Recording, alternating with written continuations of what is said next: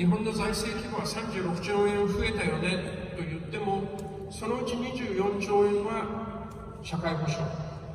10兆円は借金の利息、残るのは2兆円しかありません。でそのうち1兆円は地方交付税が32年間に1兆円増えています。逆に言うと、地方に出す地方交付税は32年間に1兆円しか増やすことができなかったということですが、そうすると36兆円から社会保障と借金の利息の支払いと地方交付税を引くと、残りは1兆円しかありません。32年間に社会保障以外の国の予算っていうのは全部足して1兆円しか増えてないんです。この1兆円の中には文教予算もあります。農業への補助金、中小企業への支援策、あるいはエネルギー対策、外交で使う ODA、防衛予算、全部を足して32年間に日本の政府歳出は1兆円しか伸ばすことができていません。ということはどういうことかというと、もう財務省は霞が関のシステムの更新はなるべくやらない、なるべく抑える。だから霞が関に行くと本当に驚くような古いパソコンがまだ現実に使われている。だから最新のコミュニケーション云々というよりも、霞が関に連絡するんだったらそれはファックス入れてくださいというのが一番手っ取り早い。だから日本ではまだまだファックスが現役で使われてます。そういう状況になる。さすがにフロッピーディスクを霞が関で普通に使ってるとは思いませんけども、でもいまだにいろんな業界では霞が関に出す申請書をフロッピーディスクで出してくださいというのが現実に法律としてあります。外務大臣の時にいろんな国の大臣とお目にかかって話をするとき、多くは日本の方から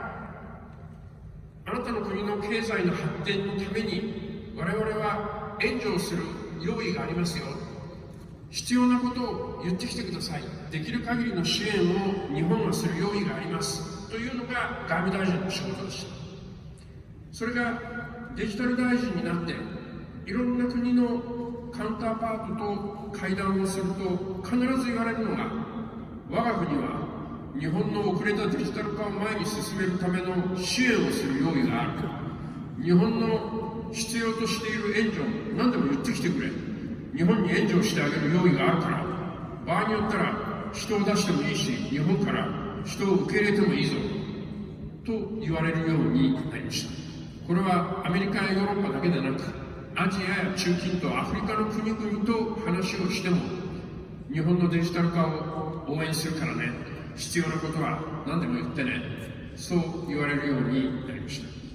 今、海外のメディアからの取材を受けると、ほぼ 100%、なんで日本はこんなに技術が進んでいる国のはずなのにデジタル化が遅れてるの？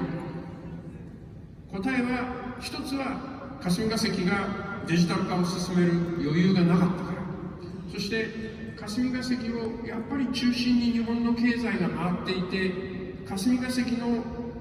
いろんなシステムが前に進まないと民間はなんとなくそれに引きずられるところがあってデジタル化が進まない。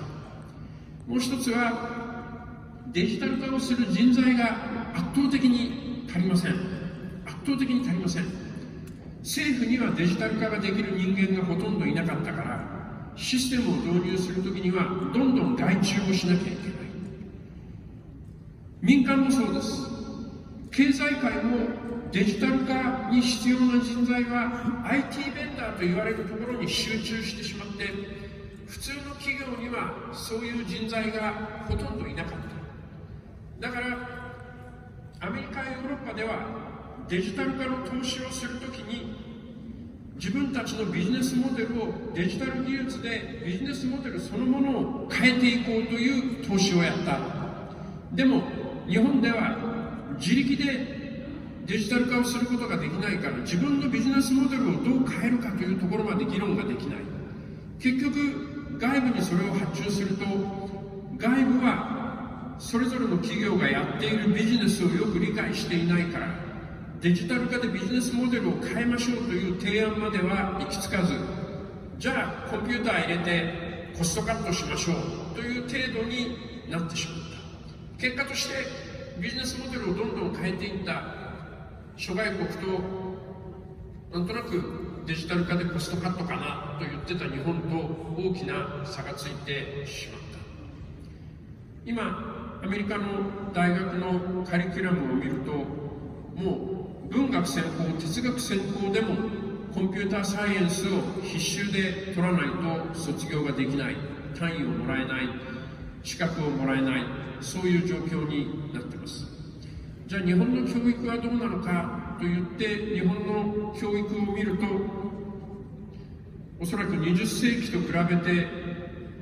コンピューターサイエンスの教育を受けている人、デジタル分野の単位を取っている、あるいは IT 技術のコースを履修した学生の数は20世紀と比べても驚くほど変わってないのが現実だと思います。歴史を学ぶにしても、哲学を学ぶにしても、何を学ぶにしても、今このデジタル技術というものを使わなければならないんだよ。そこが日本はまだまだ遅れてしまっているんではないのかな。だから守るべきものは体張ってでも、これは日本の固有の文化だと言って守らなきゃいけないけども、技術を取り入れて世の中を前に進める、世の中を便利にする、そのために変えなければいけないものは果敢に変えていく、そういうことをやらなければいけない。何を守り何を変えるか、その種別をしっかりとやっていかなければ、日本社会がこのデジタル化の時代に取り残されていってしまうのではないかというふうに思っております。デジタル大臣としてまずは皆さんにマイナンバーカードを取ってください、そういうお願いをしております。多分塾生の皆さんは、塾員の皆さんは全員マイナンバーカードをすでに取っていただいていると思っておりますが、万が一この連合三鷹会に来られている方の中に数人でもマイナンバーカードまだ取ってないよという方がいたら、ぜひ申請をしていただきたいと思います。ありがとうございます。12月までに申請をしていただいたらマイナポイントがつきます。私は正直これは邪道だなと思っています。マイナンバーカードがあったら世の中便利になるから、自分の生活、暮らしが便利になるからマイナンバーカードを取るんだ。皆さんが自信を持ってそう言っていただけるマイナンバーカードにしてまいりますが、とりあえず今はもう邪道でも何でもいいから皆さんにマイナンバーカードを取っていただいて、あ、それでこんなに便利になったぞっていうところを実感をしていただく、そのために頑張ってまいりたいと思っております。どうぞ慶應義塾が、この福田先生が始めた歴史と伝統をしっかりと次の世代に受け継いで、慶應義塾の守るべき伝統を次の世代にしっかりと受け継いでいく。そしてこの世界に慶應義塾が出ていく、ハーバードや MIT やオックスフォードと互角に模していく大学になるために必要なところは果敢に結果を実現していく、そういう慶應義塾であってほしいと思います。長い時間ご清聴ありがとうございました。どうぞよろしくお願いいたします。